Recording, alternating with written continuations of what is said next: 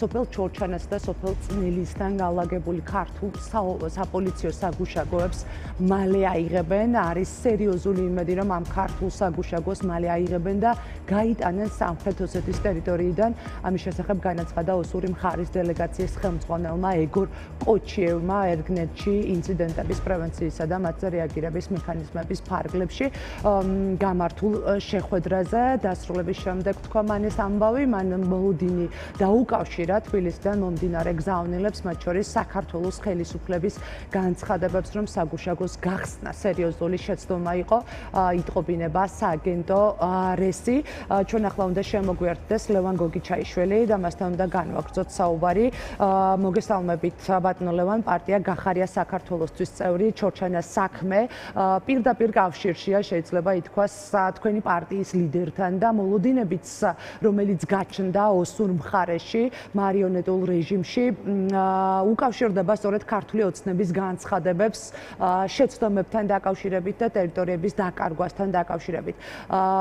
ჩემი კითხვა ასეთია, ბოდიში და შემდეგ ჩორჩანასზე საგუშაგოს გახსნის შეცდომა დაღიარება, მსუბუქად რო ვთქვათ, იყო თუ არა რუსული დავალება, რომელიც ქართულმა ოცნებამ შეასრულა და უნდა ველოდოთ თუ არა, რომ ოსური მხარის მოლოდინების რეალობად იქცევა ოცნების პირობებში. მოგესალმებით, მივესალმები მაყურებელს. ქართული ოცნება შიდა თემებით ისე არის გართული და ამ თამაშში და აი ამ თავისი სიბრიყვეში და სისულელეში ბოლოს აღმოჩნდა, რომ ასეთი საკითხი დაუყენეს. რა თქმა უნდა, ეხა ეს მოხდებოდა მაგას, რა თქმა უნდა, ეხა ჩვენ ყველამ ეს ვიცოდით. შენ როდესაც გინდა პირდაპირ მნიშვნელობით ოღონდ შიგნით ახაც ეს კორუფციული ფული და ძალაუფლება შეინარჩუნო, ამის გამო დააზიანო სახელმწიფოს ინტერესები. რა თქმა უნდა, ეს ამას მოყვებოდა, ახლა ვინ არის სარგებლობდა ამით, ახლა რა არის ამაში გასაოცარი, რომ ეს არის სარგებლობა თუ წინასწარ დაგეგმილი კარგი სქემა, ბატონო ლევან. მესმის, ახლა რო დაინახეს ოსმა სეპარატისტებმა, რომ მათი კოლეგა თეა ასე აყენებდა საკითხებს, იგზნეს რომ მათ რაღაცა ქიმია იგზნეს თეასთან, როგორც ჩანს, კოჩიევმა და ამ სეპარატისტებმა და ის რომ თქვათ ეს ამ ქიმიის გამოძახილი არის, რომ მათ ასეთი საკითხი და ასე დააყენეს საკითხი. ამიტომ გინდა თუ არ გინდა, შიდა პოლიტიკურ საკითხს და რაღაც შიდა პოლიტიკურ კინკლაობას აყოლებენ სახელმწიფოს ინტერესს. გასაგები ამ ადამიანებმა უნდა იცოდნენ, რომ ეხა იმის გამო სიტყვაზე ვამბობ, რომ კალაძე კიდევ უფრო მეტად გამდიდრდეს და ივანიშვილის ოჯახი კიდევ უფრო მეტად გამდიდრდეს, თეას ასეთმა სამსახურმა სეპარატისტებს გაუჩინა ასეთი მოთხოვნის საფუძველი. შესაბამისად, ასეთ თამაშებს, ასეთ არასწორ თამაშებს, შიდა პოლიტიკურ თამაშებს საბოლოო ჯამში ეწირება საქართველოს ინტერესი. ხა რაც გინდათ ის დაუძახეთ, ფაქტია, რომ სახელმწიფოს ინტერესი არის ფეხქვეშ გათელილი და ნებისმიერი ადამიანი, ვინც საქართველოს სახელმწიფო ინტერესებს ასუსტებს, ის ადამიანია, თქმა უნდა, ამ ქვეყნისთვის პრობლემაა და ამ ქვეყნის კანონმდებლობას მომავალში მისი საქციელი უნდა დაექვემდებაროს მართლმსაჯულებას პირდაპირ მნიშვნელობით. პარალელურ რეჟიმში დღეს სანქციების ახალი პაკეტი ვიხილეთ ჩეხეთისგან. მაღალი თანამდებობის პირები, შინაგან საქმეთა მინისტრის მოადგილე, მოსამართლეები, პროკურორები, რომლებიც ჩართულები არიან პროდასალური აქციების დროს დაკავებული პირების საქმეებში, უკვე ფინანსური სანქციების ქვეშ მოექცნენ. და ვხედავთ ქართული ოცნების რიტორიკას და თავდასხმებს კალაძის პირით დღეს ყოველ შემთხვევაში სხვა დროს არც სხვები ჩამორჩებიან ხოლმე დასავლელი პარტნიორების მიმართ. ამ სანქციების ფონზე ოცნების გზა, რომელსაც დაადგა ივანიშვილი, მიდის საით, რომ მოუწევს უკან დახევა რეალურად სანქციების შიშით, თუ ვაბანკზე წასული ბიძინა ივანიშვილი გავა ბოლომდე. პირველ რიგში ჩემთვის პირდაპირ გეტყვით რა, ჩემთვის მნიშვნელოვანი არის დღეს, ეხლა მე ვარ ბათუმში, ბათუმის კამპანია არის გაცილებით მნიშვნელოვანი. და მოსახლეობასთან საუბარი ბათუმის კამპანიის ირგვლივ საუბარი გოჩა გუგუნავაძე მაგალითად რომ ბათუმელებმა უნდა ირჩიონ ადამიანი რომელსაც ვერავინ ვერ დაურეკავს მაგალითად თბილისიდან და საკუთარი ბიზნეს ინტერესებით ვერ მოთხოვს რაღაცა გადაწყვეტილების მიღებას ეს არის მნიშვნელოვანი ჩეხეთის სანქციები გავიგეთ ეს ყველაფერი გასაგებია მაგრამ ამ ეტაპისთვის ჩემთვის ყოველ შემთხვევაში არის ბათუმის კამპანია გაცილებით მნიშვნელოვანი ბათუმელები რა გადაწყვეტილებას მიიღებენ ეს უფრო მნიშვნელოვანი არის ქართული ოცნების დასუსტება არ არის ჩემი აზრით რაღაცა მარტო გარო ფაქტორებზე დამოკიდებული ქართული ოცნების დასუსტება არის ქვეყნის შიგნით მისი ელექტორატის შეთხელებაზე დამოკიდებული არის რა გადაწყვეტილებას მიიღებს ბათუმელი მაგალითად 4 ოქტომბერს. მაინც კავშირია იმ 4 ოქტომბრის არჩევნებზეც, რომელზეც ახლა თქვენ საუბრობთ, ხო? ბატონო, მაგას ვამბობ, ანუ ჩემთვის მნიშვნელოვანი არის დღეს ბათუმელი მივიდეს და გოჩა გუგუნავა შემოხაზოს ადამიანი, რომელიც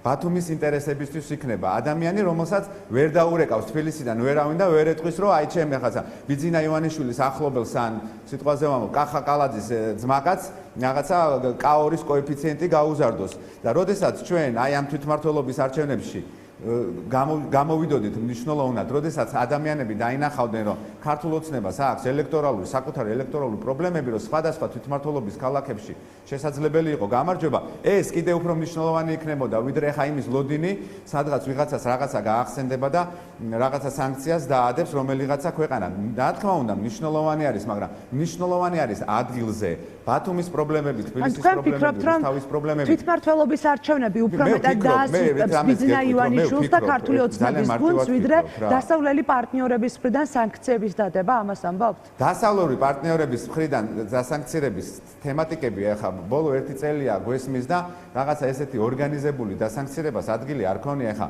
ვიღაცა თუ პოლიციის უფროს სადღაც ვიზას არ მიცემს რომელიღაცა ქვეყანა ეს მარტო ეს ვიზის არ მიცემა არ ცulis საქართველოში შიდა პოლიტიკურ რეალობას ახლა ჩვენ თვითონაც უნდა გვესმოდეთ რომ ამ შემთხვევაში ჩვენ ფინანსურ სანქციებზე ვსაუბრობთ ბატონო ლევე სხვა რა ბერკეტი აქვს ვინა დარახველიძეს ახლა აი მოდით მარტივად გეტყვით რა დარახველიძეს დაასანქცირებს თუ არა ჩეხეთის რესპუბლიკა აი ეს როგორ ცulis ამ ქვეყანაში ხელისუფლების საკითხს დარახველიძეზე უფრო მეტი ყავდა დასანქცირებული წავიდა ეს კაცი და რა ბერკეტი რჩება მაშინ ჩვენს დასავლელ პარტნიორს თუ არც დაასანქცირებთ არაფერს ნიშნავს დასანქცირება არც ფინანსური სანქცია არც ბალტიის არა თქვენ რასაც ამბობთ ანუ თქვენ ფიქრობთ ჯერ ესეთი სანქციები უნდა იყოს მიღებული ევროკავშირის მხრიდან და ისეთი ქვეყნების მხრიდან რომელიც არის მნიშვნელოვანი ძალიან მნიშვნელოვანი ევროკავშირი ვერ იღებს ამ სანქციას იმიტომ რომ სამწუხაროდ უნგრეთი ხელს უშლის ამიტომ გადასულები არიან ამ ქვეყნისთვის უვიზო მიმოსვლის შეჩერებასთან დაკავშირებით. მე კი არ გეუბნებით რომ ეს არ არის მნიშვნელოვანი ამბავი არის, მაგრამ ქვეყნის შიდა და ქვეყნის გარე ფაქტორები ერთმანეთს უნდა დაემთხეს. უნდა დაემთხეს ერთმანეთს რომ ამ ქვეყანაში მოხდეს რეალური ცვლილებები. ეხლა ბოლო პერიოდის განმავლობაში სულ არის იმის თქმა, რომ აი ეხლა ქართული ოცნება ჩამოშლის პირას არის, ქართული ოცნება ჩამოშლის თუ ქართული ოცნება ჩამოშლის პირას არის, მაშინ ამ ადამიანებს როგორ აპატიმრებს ხელისუფლება? როგორ აქვს იმის უნარი, რომ სიტყვაზე ვამბობ, უდანაშაულო ადამიანებს საქმეები შეუთითქნონ. ამიტომ ამ მიმართულებითაც რა თქმა უნდა ხაზები არის, რეალური ხაზები არის დასალაგებელი. კი, გასაგებია, რომ ვიღაცა დარახველიძეს მაგალითად სადღაც აუგზავნეს ეგ ვიღაცა დარახველიძე შინაგან საქმეთა მინისტრის მოადგილეა. მაგრამ მესმის მე რა მოხდა შინაგან საქმეთა მინისტრი ყავდათ მაგნიტსკიაში წავიდა შინაგან საქმეთა მინისტრი ახალი მოიყვანეს და ამით რა მოხდა? კარგი, რა არის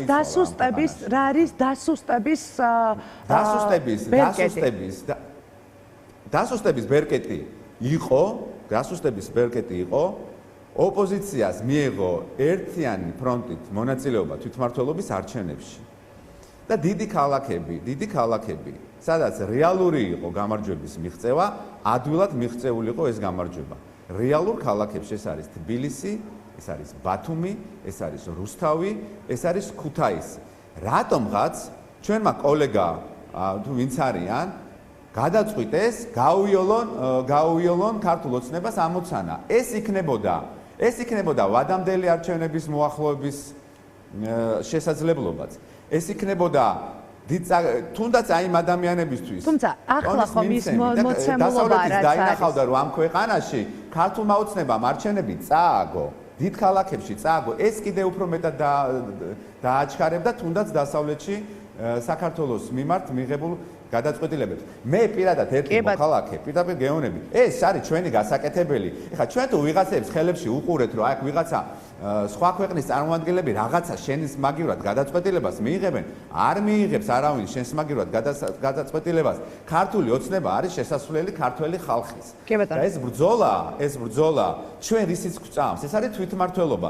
მე მჯერა, რომ ბათუმლები თუ მიიღებენ სწორ გადაწყვეტილებას და მხარს დაუჭერენ გოჩა გუგუნავას, ამას უფრო მეტი ეფექტი ექნება ქართული ოცნების ჩამოშორების, ვიდრე სადღაც რომელიღაც ახლა სლოვაკეთი გამოვა და დარახველიძეს დაასანქცირებს. ბატონოვან, მეც მინდა რომ ჯეროდეს რომ ოპოზიციას ამ შემთხვევაში აქვს შანსი იმის რომ მოიგოს ესა თუ ის თვითმმართველი ერთეული, ეს იქნება დედაქალაქი თუ სხვა რაიონები და რეგიონები.